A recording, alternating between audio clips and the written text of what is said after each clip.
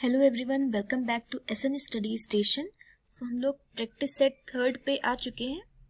Puzzle के question जो है वो हम लोग इसमें सॉल्व करेंगे। पजल हम लोगों ने सीख लिया है, तो इसके क्वेश्चन देखते हैं और पहले क्वेश्चन पे चलते हैं। देखते हैं कि आज का पहला क्वेश्चन क्या है। देखिए, यहाँ पे सबसे पहले तो आपको पहचानना होगा कि कौन से तरह का पजल है ये। ठीक है, तो यहाँ पे लिखा हुआ in an university for the BTech programme there are 6 students. 6 लोग हैं। MNOPQR, ठीक है। कॉलेज जाते हैं अलग अलग दिन, मंडे से लेके संडे, यानी कि ये डे पजल है।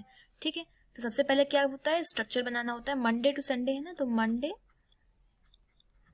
Tuesday, Wednesday, Thursday, Friday, Saturday and then Sunday. ये हमारा स्ट्रक्चर बन गया। अब इसके बाद क्या है कि 6 लोग हैं कि 7 लोग? अच्छा, 6 लोग हैं। ओके, 7 दिन है। 6 लोग हैं, अलग अलग दिन कॉलेज जाते हैं, तो यानी कि एक दिन, हाँ यहाँ पे लिखा हुआ 1 day will be a holiday. कोई एक दिन हॉलीडे होगा, छुट्टी होगी, जिस दिन कोई भी नहीं जाएगा। अच्छा, रीजनिंग में कभी भी इस तरह की चीजें आती हैं, जैसे कि हॉलीडे लिखा हुआ है, तो हॉलीडे का मतलब ये नहीं है कि वो संडे ही होगा।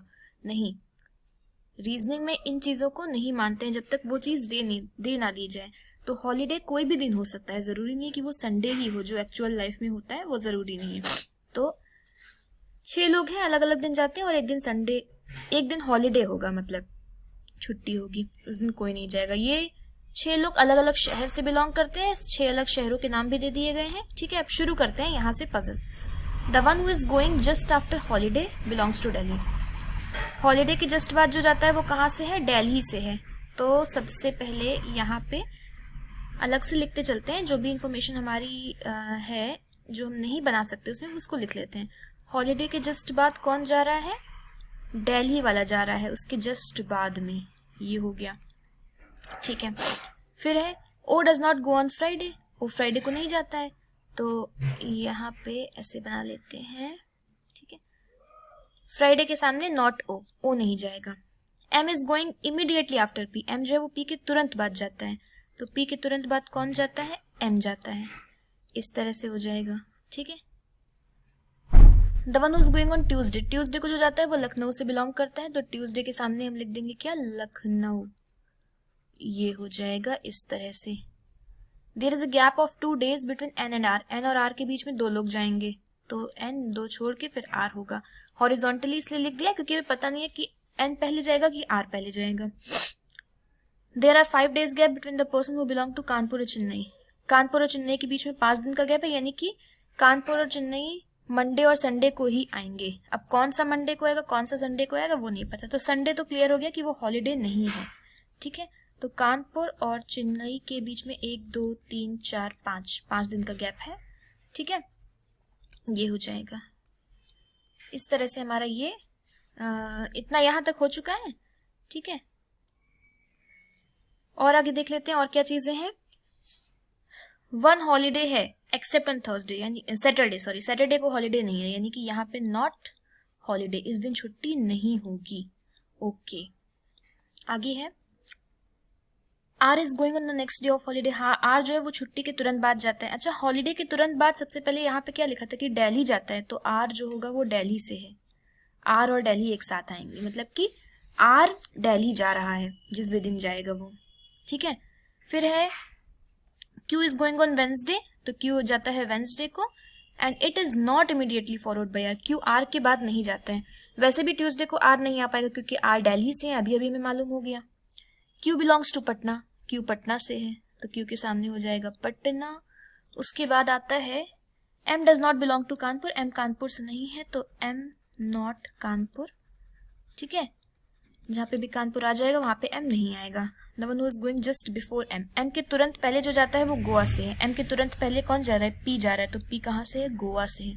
अब बस सारी इंफॉर्मेशन हो गई, बस इसी को यहाँ पे सेट करना होगा। देखिए, अच्छा हॉलीडे किस किस दिन नहीं हो सकता है वो निकाल ले तो हमें मिल जाएगा कि किस किस दिन हो सकता है। हॉलीडे मंडे को नहीं हो सकता क्योंकि हॉलीडे के जस्ट बाद आर जा रहा है और दिल्ली से है। नहीं, हॉलीडे ट्यूसडे वेंसडे छोड़ के। हॉलीडे थर्सडे को हो सकता है, बिल्कुल हो सकता है। हॉलीडे फ्राइडे को हो सकता है, हॉलीडे फ्राइडे को भी हो सकता है, लेकिन हॉलीडे सैटरडे को होगा नहीं, और संडे तो हो ही नहीं सकता है क्योंकि हॉलीडे के तुरंत बाद आर जा रहा है और संडे के बाद तो कोई डे है ही नहीं।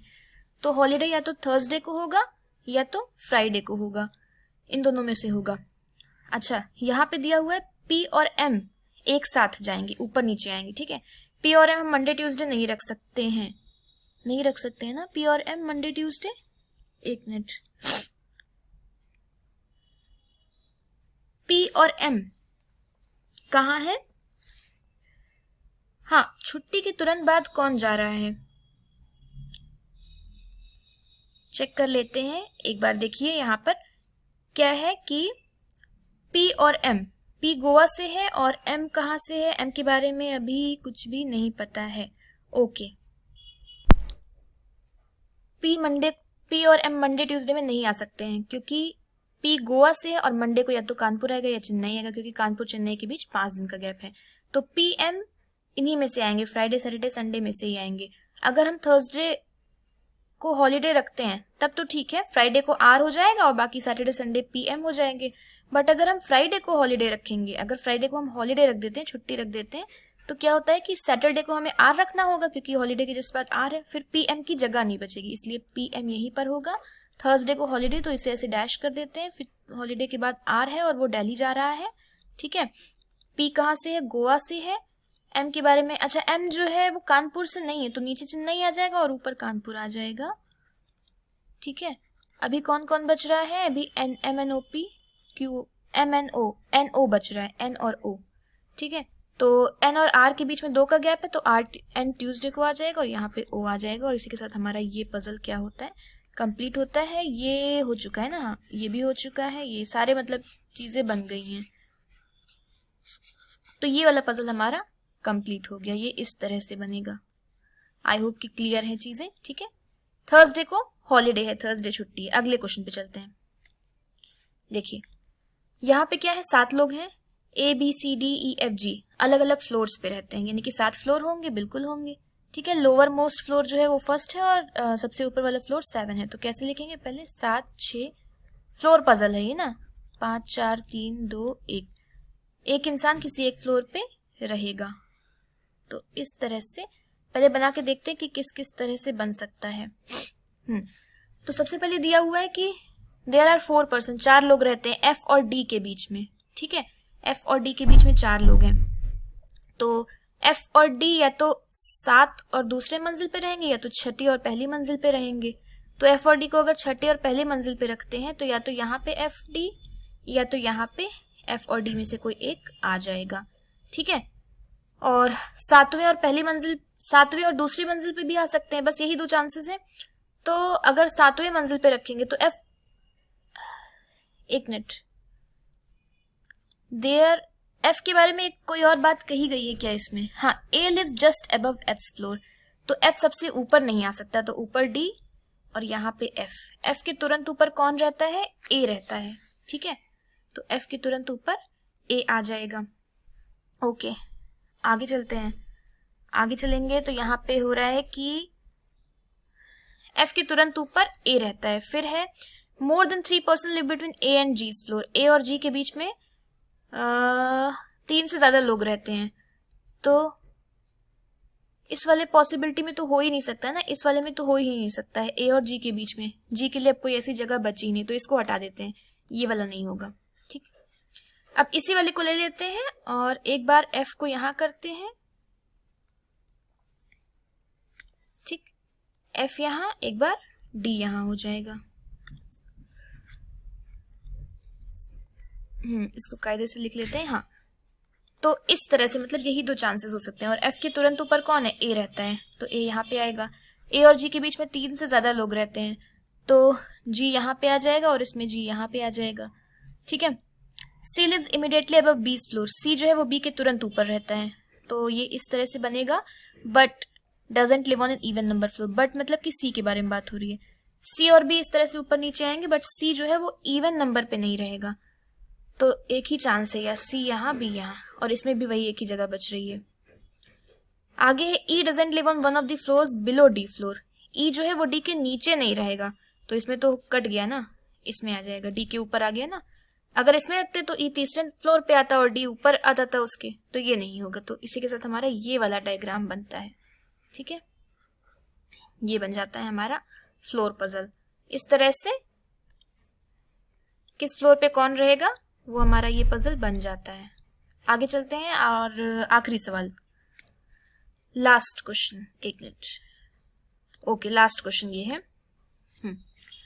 7 कंटेनर्स हैं, 7 कंटेनर्स हैं अलग अलग आइसक्रीम के, ठीक है, वेस्ट टू ईस्ट रखे गए हैं, ठीक है, मतलब कि इस तरह से वेस्ट से लेकर ईस्ट रखे गए हैं, ठीक है।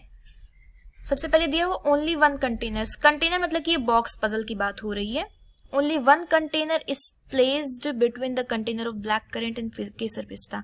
ब्लैक करंट और केसर पिस्ता के बीच में केवल एक कंटेनर है, तो ब्लैक एक छोड़ के केसर पिस्ता आएगा। Container of strawberry is placed ahead of butterscotch. Strawberry जो है वो बटर स्कॉच के आगे रहेगा। स्ट्रॉबेरी बटर स्कॉच के आगे है, यानी कि बटर स्कॉच के आगे आएगा स्ट्रॉबेरी। वेस्ट टू ईस्ट रखेगा ना, तो वेस्ट से शुरुआत हो रही है, यानी कि बटर के वेस्ट में आएगा स्ट्रॉबेरी, ठीक है। More than 3 containers are placed between the containers of vanilla और चॉकलेट। वनीला और चॉकलेट के बीच में 3 से ज्यादा कंटेनर हैं, यानी कि या तो 4 हैं या 5 हैं, बस 5 ही हो सकते हैं क्योंकि टोटल 7 ही कंटेनर्स है ना। 5 हो जाएंगे तो एक वनीला चॉकलेट लेके 7 तभी, तो वनीला और चॉकलेट के बीच या तो 5 कंटेनर है या 7 कंटेनर्स हैं, ठीक है। अच्छा, तो ये यहां से बना सकते हैं। और यहाँ पे एक लास्ट लाइन आपको मिल रही है कि वनीला जो है वो चॉकलेट के आगे नहीं है, यानी कि चॉकलेट के पीछे है, ठीक है। तो सपोज कि यहाँ पे चॉकलेट रखा, ये हो गया चॉकलेट का कंटेनर, फिर इससे 4 या 5 छोड़ के आएगा कोई, 1 2 3 4 5 भी छोड़ के आ सकता है। थोड़ा सा स्पेस देके यहाँ पे लिख देते हैं वनीला, ठीक है। हाँ, आगे की बात हो रही है कि container of vanilla is not behind butterscotch. वो बटर स्कॉच के पीछे नहीं है, यानी कि वनीला के पीछे बटर स्कॉच है, बस यहां से बन गया। वनीला के पीछे क्या है, बटर स्कॉच है, तो यहाँ पे आ जाएगा वनीला और यहाँ पे आ जाएगा लास्ट में बटर स्कॉच। बटर स्कॉच के बारे में एक और चीज कही गई कि बटर स्कॉच के आगे आएगा स्ट्रॉबेरी, कहीं ना कहीं उसके आगे ही आएगा, ठीक है। ये हो गया, तो इस तरह से ये 7 कंटेनर्स बनेंगे। आगे हो रहा है कि container of chocolate is just ahead of mango. Chocolate जो है वो मैंगो के तुरंत आगे है, तो यहाँ पे हो जाएगा मैंगो। फिर अच्छा, अब 3 ही जगह बच रही है और एक यहाँ पे कहा गया था कि ब्लैक करंट और केसर जो है उसके बीच 1 का गैप है, ठीक है। तो ब्लैक करंट और केसर के बीच 1 का गैप है और एक स्ट्रॉबेरी बचेगा, तो स्ट्रॉबेरी तो बीच में आएगा, ये तो तय है, ठीक है। स्ट्रॉबेरी यहाँ पे बीच में आ जाएगा, ये तो डिसाइडेड है। अब ब्लैक करंट और केसर में कौन आगे आएगा कौन बाद में आएगा, तो आगे एक लाइन दी गई है कि वनीला जो है वो ना तो केसर पिस्ता के बगल है ना स्ट्रॉबेरी के बगल है, तो यहाँ पे ब्लैक करंट आ जाएगा यहाँ पर, और स्ट्रॉबेरी बची, स्ट्रॉबेरी नहीं, अब और क्या बच रहा है, ब्लैक करंट से 1 छोड़ के है केसर पिस्ता, वो यहाँ पे आ जाएगा क्योंकि केसर पिस्ता किसके बगल नहीं है, वनीला के बगल नहीं है, इसलिए, ठीक है। तो इस तरह से हमारा ये पजल कंप्लीट होता है, बॉक्स पजल है ये। देखिए, बॉक्स पजल में अभी तक हम लोगों ने किस तरह के पजल देखे थे, वर्टिकली एक के ऊपर एक बॉक्सेस रखे हुए, यहाँ पे क्या हॉरिजॉन्टली रखे हुए हैं वेस्ट टू ईस्ट, ठीक है। वेस्ट से शुरू हो रहे हैं, ईस्ट तक गए हैं। तो अगर कोई किसी के आगे या पीछे की बात कर रहा है, जैसे कि चॉकलेट जो है वो मैंगो के आगे है, इसका मतलब चॉकलेट मैंगो के वेस्ट में है, ठीक है। वनीला बटर स्कॉच, वनीला जो है वो ब्लैक करंट के पीछे है, इसका मतलब वनीला ब्लैक करंट से ईस्ट में है, ये मतलब होता है, इस तरह से समझते हैं। तो आई होप कि क्लियर है। इस तरह से सबसे पहले चॉकलेट आएगा, मतलब वेस्ट से शुरू करेंगे तो सबसे पहले चॉकलेट है, फिर मैंगो, केसर पिस्ता, strawberry, black currant, vanilla and then butterscotch. ये 7 फ्लेवर्स के आइसक्रीम के डब्बे इस तरह से रखे हुए हैं। Thank you so much for watching this video and please keep watching and sharing it.